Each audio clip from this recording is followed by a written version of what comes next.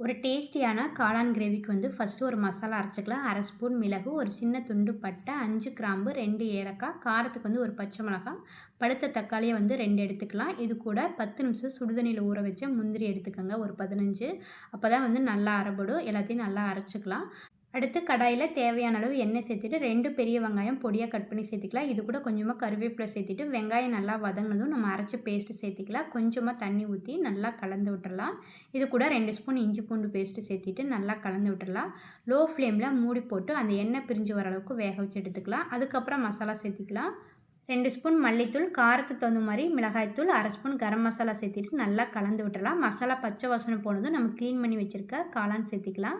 நல்லா கலந்து விட்டுறலாம். தேவையான அளவு தண்ணி, உப்பெல்லாம் சேர்த்துக்கலாம். தண்ணி வந்து அதிகமாக சேர்க்க தேவையில்லை, கொஞ்சமாக சேர்த்துனா போதும். காளான் வேகும்போது அதுலேருந்து தண்ணி விடும். அதனால் வந்து பார்த்து கவனமாக சேர்த்துக்கோங்க. மூடி போட்டு மீடியம் ஃப்ளேமில் வேக விட்டுறலாம். காளான் நல்லா வெந்து இந்த மாதிரி எண்ணெய் பிரிஞ்சு வந்ததுக்கப்புறம் நம்ம பொடியாக கட் பண்ண மல்லித்தலை சேர்த்துக்கலாம். சூப்பரான ஒரு காளான் கிரேவி வந்து ரெடி ஆயிரும். இந்த காளான் கிரேவி பார்த்திங்கன்னா செய்கிறதும் ஈஸியாக இருக்கும். சாப்பாடு, இட்லி, தோசை, சப்பாத்தி எல்லாத்துக்குமே வந்து சூப்பரான ஒரு காம்பினேஷன்.